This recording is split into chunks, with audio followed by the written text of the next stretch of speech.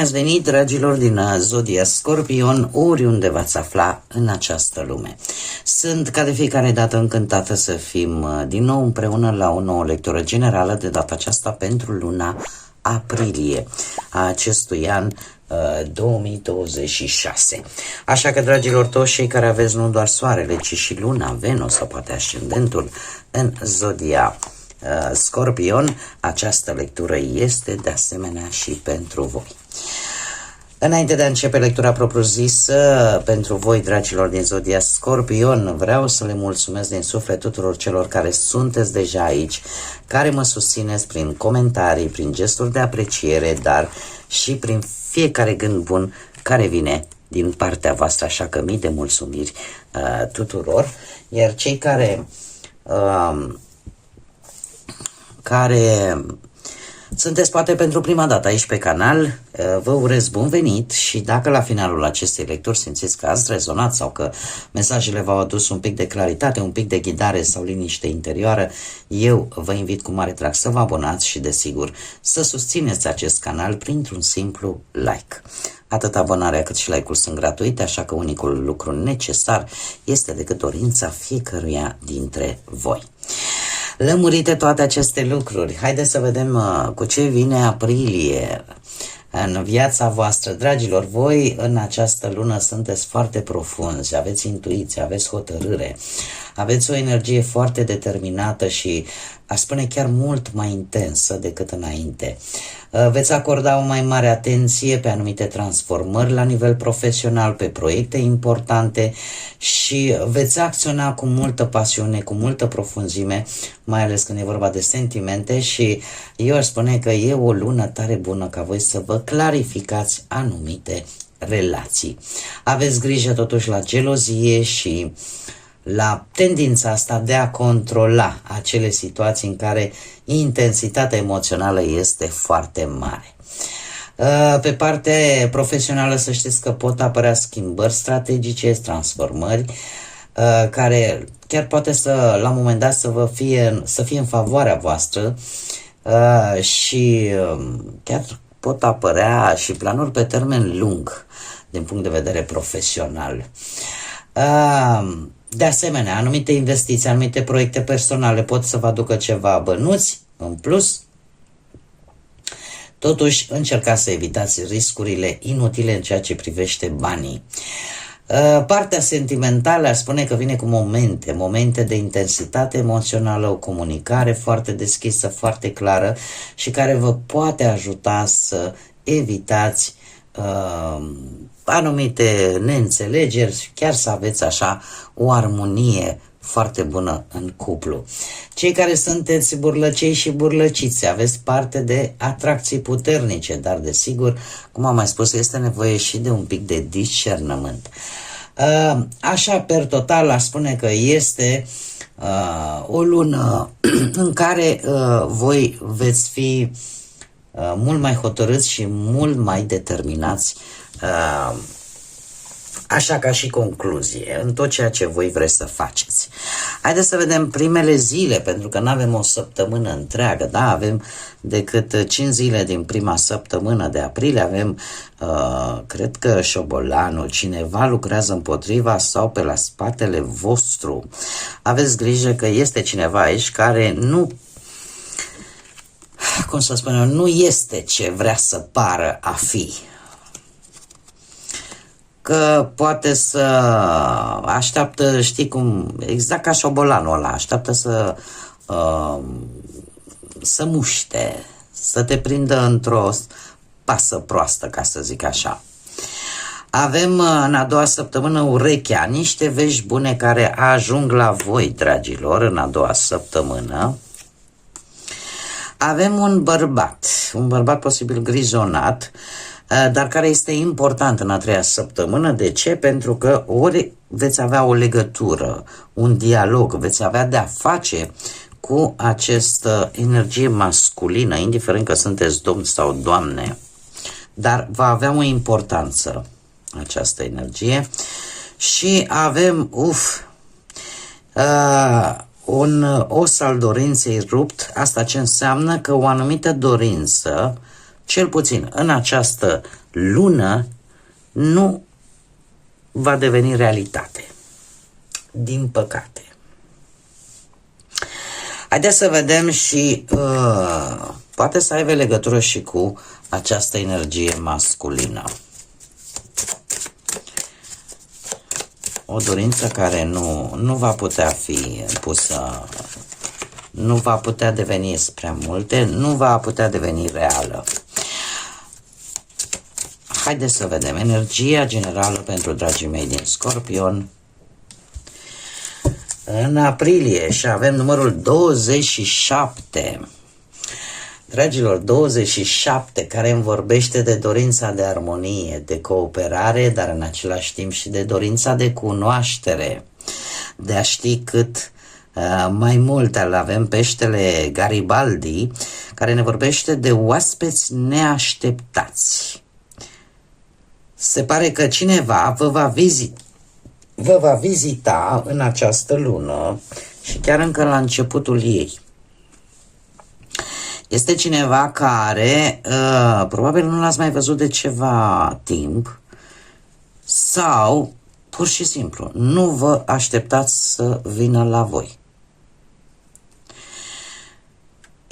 Este foarte interesant atunci când apare ca și energie. De ce?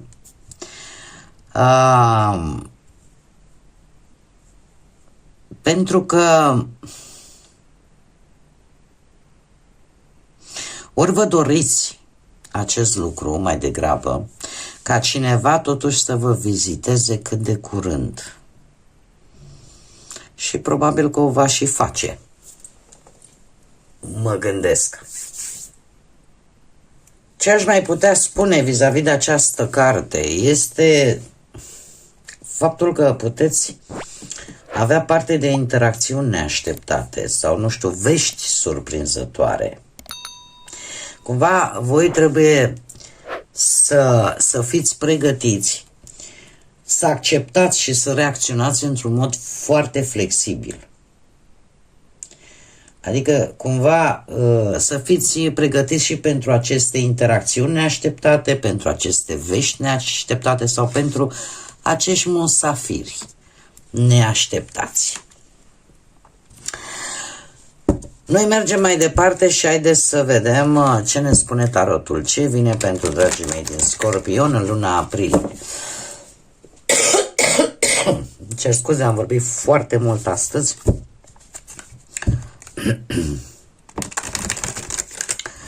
Să vedem ce vine pentru dragii mei din Scorpion în luna aprilie.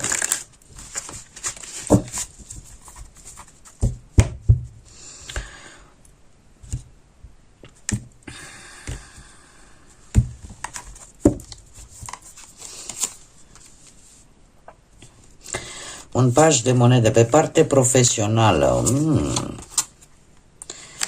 Interesant, avem zodii de pământ, Taur, Fecioară sau Capricorn involucrate, orică aveți voi vreun ascendent în aceste zodii, orică apare asociat, coleg.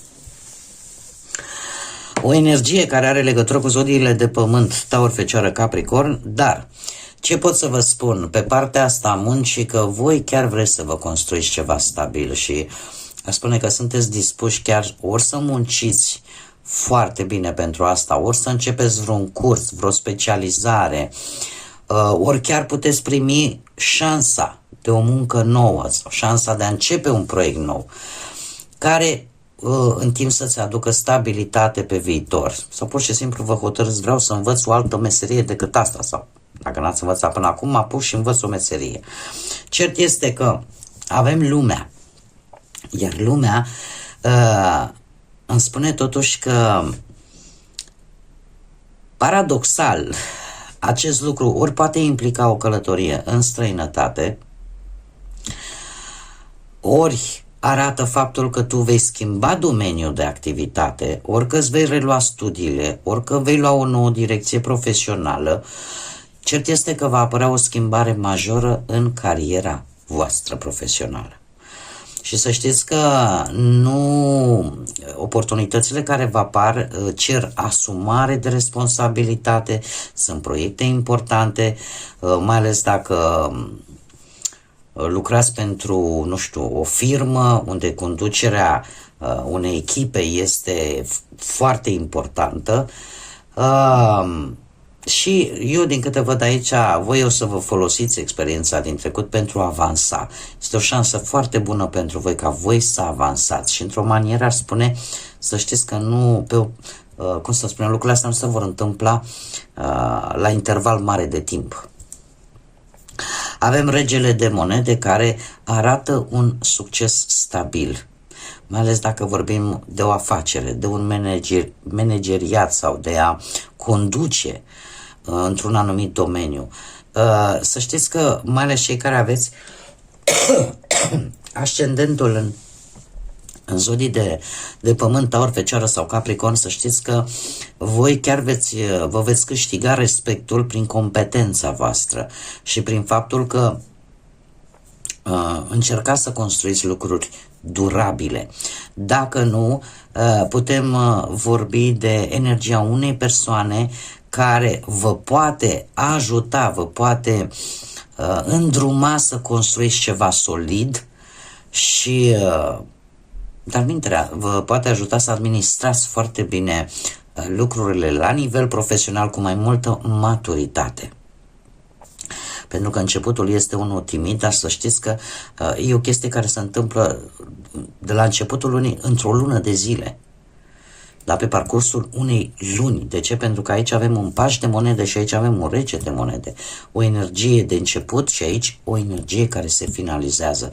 Deci toate chestiunile astea se vor întâmpla de-a lungul lui aprilie, pe parcursul lunii aprilie, în care ori se încheie ceva, începe ceva nou, ori pur și simplu munca voastră depusă va începe să dea rezultate vizibile până la sfârșitul lui aprilie. Haideți să vedem cu banii. Interesant. Foarte interesant. Avem zodii de foc, în special berbec, dar avem și leu sau săgetător. Pe partea bănuților, începeți cu 9 de spade, dragii mei. O stare de stres, griji, anumite temeri legate poate de bani, vă gândiți prea mult cum să gestionați banii sau aveți anumite datorii care vă creează niște anxietăți, că nu sunt datorii, poate sunt cheltuieli și cumva apare această teamă că situația financiară se poate înrăutăți și această panică, această stare de anxietate vă poate face și aici trebuie să aveți mare grijă să luați decizii negândite sau fără să vedeți lucrurile foarte clar, tocmai din cauza acestor frici, acestor temeri. Avem totuși aici un rege de bâte, poate și cineva lângă voi, din zodii de foc, cum am mai spus, berbec, leu, săgetător, dar avem și un berbec care nu are treabă cu restul lumii. Cert este că, să știți, sunt ori energii foarte mature, ori sunt persoane care sunt mai mari de vârstă ca voi și care vor avea un rol din punctul ăsta de vedere financiar față de voi. Acest rege de bâte îmi vorbește de faptul că cum să spun eu, te poate ajuta cineva să-ți creezi așa un buget cât mai eficient. Eu aș mai spune că, în mare parte, poate unii dintre voi chiar aveți ascendent, așa simt intuitiv, aveți ascendent în zodii de foc și atunci, în cazul ăsta, aș spune că aveți acea abilitate să vă gestionați resursele, bănuții, într-un mod foarte bun. Da? Să vă planificați strategic, să vă creați în așa fel resursele într-un mod cât mai eficient și cum să spun eu, chiar puteți atrage profituri. Da? Chiar puteți atrage profituri și bănuți prin inițiativă clară și foarte ambițioasă. Împăratul aș spune că ori este, aici mi-apare că nu sunteți voi, că e o altă energie, dar este o energie aici totuși care îți poate crea o anumită stabilitate financiară. și este cineva care are și o anumită responsabilitate față de voi, probabil, cineva care inspiră autoritate, care inspiră disciplină și care nu face lucrurile la întâmplare. Poate că voi, nu știu, vreți să faceți o economie clasică, un fel de plan de pensie, să zicem, sau veți cere sfatul unui specialist sau pentru a lua nu știu ce decizii importante la o bancă sau ce ține de contabilitatea poate unei firme, ori învățați cum să-i gestionați, ori pur și simplu apelați la cineva care are experiență, care este organizat, în așa fel încât deciziile care trebuie luate vis-a-vis de bănci, vis-a-vis de cheltuieli, cumva vreți să faceți lucrurile cât mai sigur, în așa fel încât să ieșiți din această stare de stres, de anxietate și de nebuloasă în care probabil cu care intrați în această lună aprilie.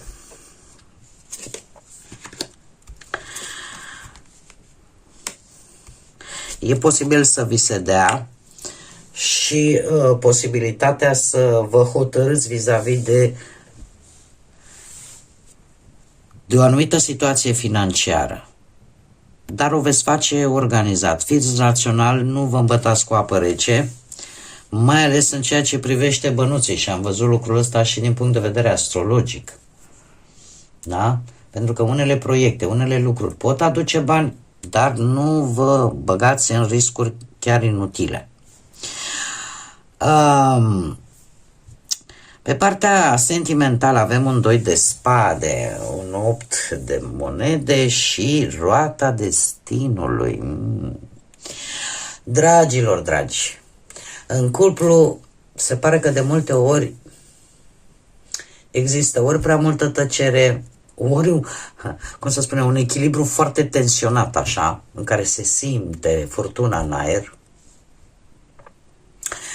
Dar asta e pentru că există un subiect important care nu este discutat și fiecare cumva evită această conversație dificilă.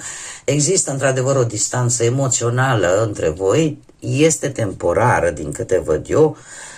Voi oricum veți încerca probabil să vă ocupați mai mult poate de partea profesională și mai puțin, așa să zicem, de relație, dar trebuie să vă spun că această distanță emoțională, fie ea și temporară, vine din binecunoscuta frază, să-i spunem, hai să nu vorbim despre asta acum. Asta nu va rezolva lucrurile, să știți. 8 de monede vine la rândul său cu, cum am mai spus, cu faptul că ori vă, nu știu, vă faceți de lucru, cu munca, să zicem, și prea puțin timp poate pentru relația voastră. Și atunci relația devine mai mult practică decât cu implicare sentimentală. Dar de asemenea putem vorbi, dat fiind că avem și roata norocului aici, relația voastră se bazează în primul și în primul rând pe construcție și pe efortul reciproc, adică ceea ce voi construiți împreună, că este o casă, că este o familie, că este un proiect. Cumva lucrul la relație trebuie să existe din ambele părți. Tind să cred că veți încerca să îmbunătățiți această relație, să vă susțineți reciproc și indiferent că vă place, nu vă place, probabil că lucrul ăsta se va întâmpla. De ce? Pentru că roata destinului, roata norocului pe partea asta amoroasă îmi vorbește de faptul că relația poate trece prin schimbări importante. Cum ar fi? Poate că trebuie să te muți, să schimbi locația, sau poate că apare o schimbare de job, sau poate că apare apariția unui copil.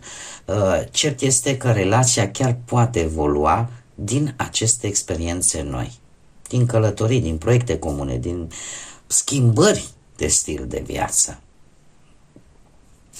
Chiar dacă la început posibil să apară mici instabilități sau mici perioade de instabilitate, și chiar dacă poate unul dintre voi simte că lucrurile cumva scapă ușor de sub control, astea sunt lucruri inerente.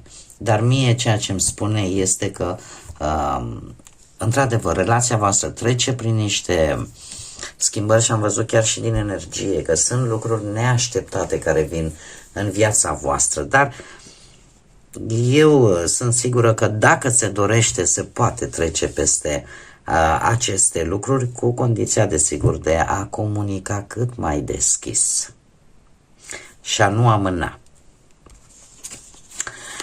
ce este important de discutat. Bun.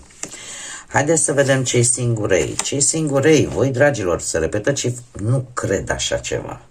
Ia uitați, dragilor, aici avem 3 de monede, 3 de cupe, 3 de bâte. 3, 3, dragilor. Voi, cei singurei, să știți că simțiți dorința să creați, să vă exprimați, să manifestați, să comunicați, să concretizați ceva sentimental, dar nu oricum, cu bucurie, cu exprimare autentică. Vreți să dialogați. Da? Cred că tema principală la voi este chiar nevoia de a vă bucura, de a simți această bucurie. Și avem un 3 de monede care îmi spune că e posibil să atrageți relații, foarte important aici, bazate pe valori comune. Da? Persoane care apreciază faptul de a fi responsabil, de a fi serioși și să știți că nu e un moment, e o combinație aici, pentru că avem și un 3 de cupe, iar acest 3 de cupe îmi spune că șanse veți avea. Da? Șanse sociale, să relaționați, nu știu, poate prin intermediul prietenilor sau prin tot felul de evenimente, petreceri, întâlniri cu persoane noi, da? În care voi puteți lega prietenii care pot ajunge în viitor, de ce nu, posibil relații noi, dar într-un context foarte vesel. Iar 3 de bâte, asta vă face să ieșiți din zona voastră de confort și în același timp aș spune că chiar puteți avea întâlniri cu oameni care chiar aduc o perspectivă nouă în ceea ce privește viața relațională și aduc așa un entuziasm. Să știți că nu vor lipsi evenimentele sociale sau, nu știu, proiectele în comun care vor fi ocazii unice în care voi chiar să găsiți acele persoane care simțiți voi că vă și completează. Și sunt relații noi, să știți. Bun, haideți să mergem mai departe și să vedem care e mesajul spiritual pentru dragii mei din Scorpion în luna aprilie. Trebuie să vă recunosc că energiile sunt destul de conflictive, să spun așa, dar haideți să nu mâniem pe cel de sus. Știți cum e, că nimic nu este întâmplător în primul și în primul rând și în al doilea rând atât de multe planete în berbec, voi care sunteți o zodie de apă, e posibil să vă cam dea un pic peste cap energia, dar nu este ceva peste care, cum am mai spus, voi să nu puteți trece. Haideți să vedem mesajul spiritual care vine pentru voi. A insista și a te împinge pe tine atât de mult și atât de puternic, sau poate că să reformulez. Deci ar trebui să nu te mai forțezi atât, să te oprești, să respiri și să reevaluezi poate situațiile. Pentru că faci destul chiar și tu, atunci când tu simți că nu faci, de fapt tu faci prea mult. Nu te duce pe tine în acel punct în care să te simți epuizată, pentru că nu se merită. Echilibrează-te pe tine și echilibrează timpul tău într-o manieră mult mai înțeleaptă. Tocmai de aceea, după cum bine am văzut încă de la începutul acestei lecturi, cel puțin prima jumătate pentru voi va fi o jumătate destul de provocatoare, dar, așa cum bine vedem, chiar dacă energiile sunt foarte schimbătoare și unele sunt contradictorii, asta nu înseamnă că dacă vă faceți timp pentru voi și le luați calm și chiar și atunci când sunteți necăjiți, supărați, obosiți, nu știu, faceți ceea ce știți că vă destinde pe voi. Fiecare are modalitatea sa de a se relaxa un pic, în așa fel încât să vă recăpătați energia și să mergeți mai departe, pentru că știu că puteți. Bun, dragii mei, cam acestea au fost mesajele pentru voi și eu vă mulțumesc tare mult că ați fost alături de mine și până la următoarea noastră revedere la lecturile săptămânale, nu uitați, suflete frumoase, să zburați înalt, să gândiți înalt și pentru că luna aprilie are și o conotație religioasă foarte puternică, avem Sfintele Sărbători Pascale, lăsați, dragilor, lăsați credința, pacea, lumina, iubirea să vă însoțească la fiecare pas din viața voastră.